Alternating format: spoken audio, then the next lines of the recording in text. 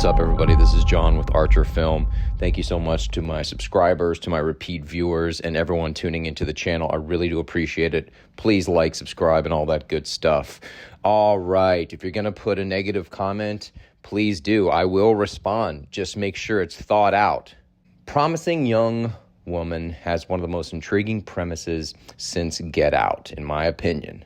A concept that resonated with the zeitgeist like few others.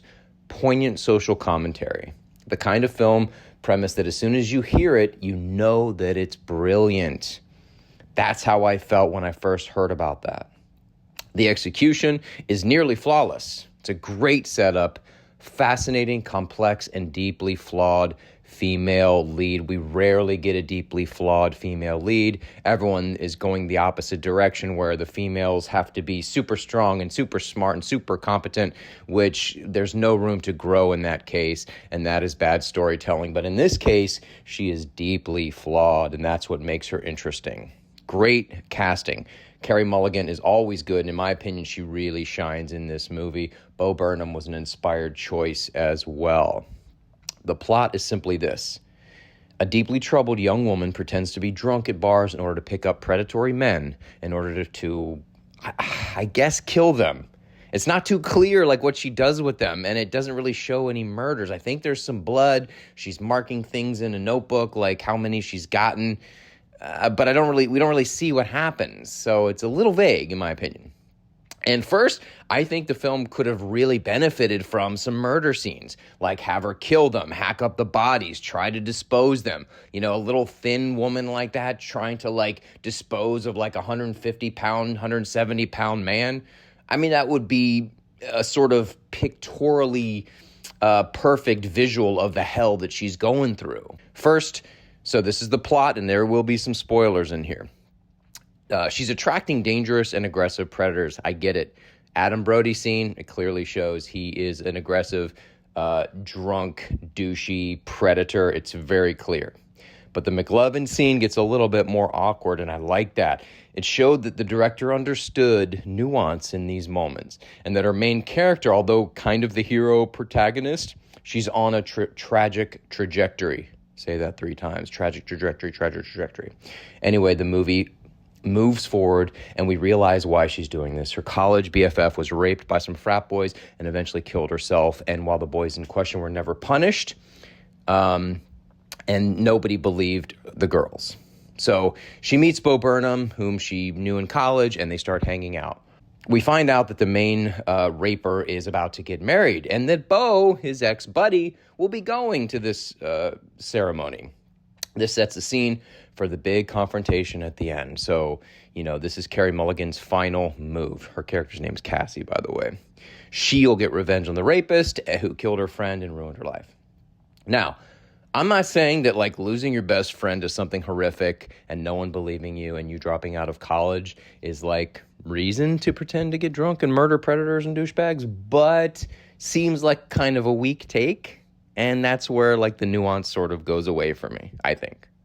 So up to this point, I'm still on board with the movie, though. The premise had me sold. I was there. Like, the lack of blood and murder and all that kind of, like, cooled me down a little bit, but I wanted to see how this was going to play out.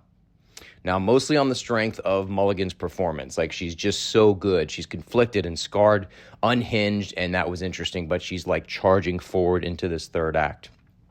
So she goes to the wedding. She pretends to be a stripper, which I liked, drugs, and nearly kills the main rapist, frat boy, in bed, like tying him up, forcing him to repent, all that good stuff. But in a cool twist, he fights back and actually ends up smothering her to death. And I was like, oh my God, you know, these are the consequences of revenge. These are the consequences of her behavior. So already I'm liking it. I'm like, okay, this is tragic, but it makes sense. And then him and his frat boy pal burn the body in the woods. And you're like, oh, damn, this is getting dark. But I was like, this is great. Like, yeah, women have it tough out there, bro. And then the end could have gone 2 ways, in my opinion. One is a masterstroke of storytelling, and one is a lame, audience-pleasing cop-out in the vein of Get Out. Well, which direction do you think Miss Fennell chose? The wedding reception comes around and we think the bad guys have gotten away with it. And then the police show up, and apparently Carey Mulligan, she sent a text and she had the recorded cell phone footage of the rape and this other stuff and all the details, and the bad guy goes to jail. The end. What? This is how it should have ended. The police are looking for details as to what happened to Cassie. And then they start going to all the bars and clubs that she frequented all the time. And it's clear from the patrons, the regulars, the employees, that this character often came in really drunk and stumbled out with strangers time and time again.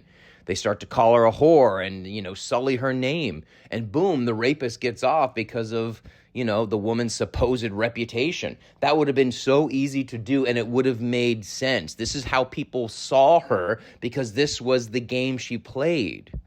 So her own game backfires, and also you're making a very powerful statement, a real commentary on what it means to be a woman in modern society. And before you say that's a cliche or a happy ending or blah, blah, blah, whatever, the premise sets up the ending. Emerald Fennell is already commenting on what it means to be a woman in society by the sheer bare bones premise.